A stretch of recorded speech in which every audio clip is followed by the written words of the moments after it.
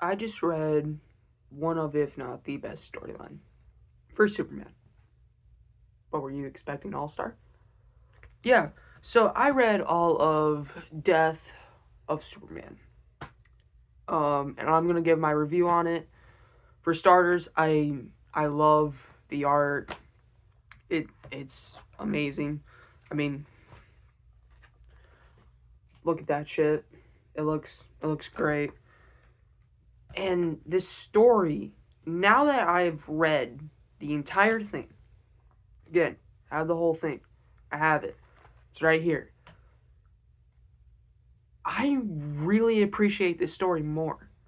See, when I was younger, um, I only saw the storyline as a way to kill Superman, but then bring him back. But now, I feel like this story should be adapted more. We've only had animated um films on it. And Superman and Lois just introduced Doomsday, so they could probably do the Death of Superman storyline there. But this story, for some weird reason, is better than every other one, and I just can't explain it in a way.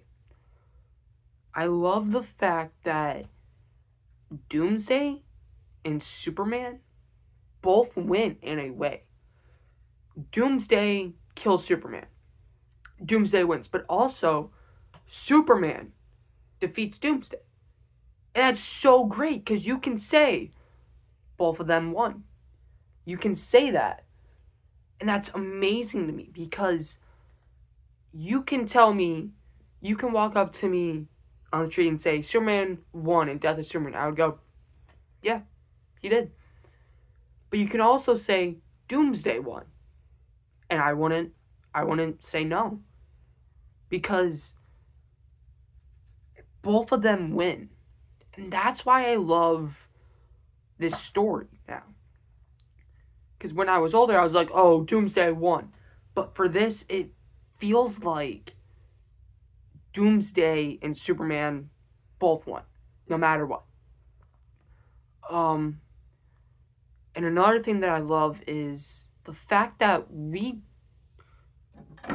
want Doomsday to lose, but Superman is throwing everything at him. He puts him through a freaking forest at one point, and like a mountain, I think, and that just won't stop him. In fact, it even says on the back, Doomsday is a creature with a single-minded purpose of death and destruction. He has landed on Earth, laying waste to anything and anyone who dares to stand in his way. The Justice League makes a attempt, but ultimately Superman must stop him when he goes near Metropolis. And the unthinkable happens. The Man of Steel dies. If you just read that, that's awesome. And also, it gives a bunch of reviews. Don't ask me where I got it, but yeah. Um, this story's awesome.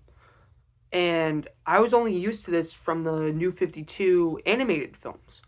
I never read the comics. I watched the first animated film. I never finished it. I only watched like 12 minutes of it, and then I always fell asleep. I don't know why.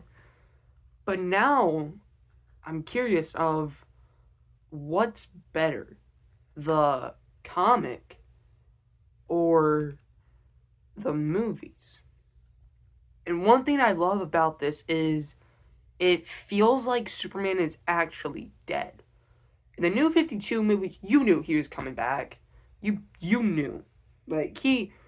Superman's coming back next film. In the next year, he's coming back. But for this, with the knowledge that I have of Superman and that he's coming back, it feels like he isn't. It feels like Superman is actually dead. And the thing is, one thing that I love about this is Supergirl is constantly telling Lex Luthor, don't look it up, it was the 90s, that she wants to help, but he's like, Superman has it. And the deaths of Doomsday and Superman is so great because it's basic. Superman legit punches Doomsday 40 times and they both fall down. Superman is out of energy. I can't speak today. And Doomsday won. Like, that is so great. Because it legit is nothing really stopped Doomsday. And that's awesome. I mean, look at that. They're legit punching each other. They're punching each other to death. And Cadmus can't stop Doomsday. The Justice League can't. Freaking Guardian can't.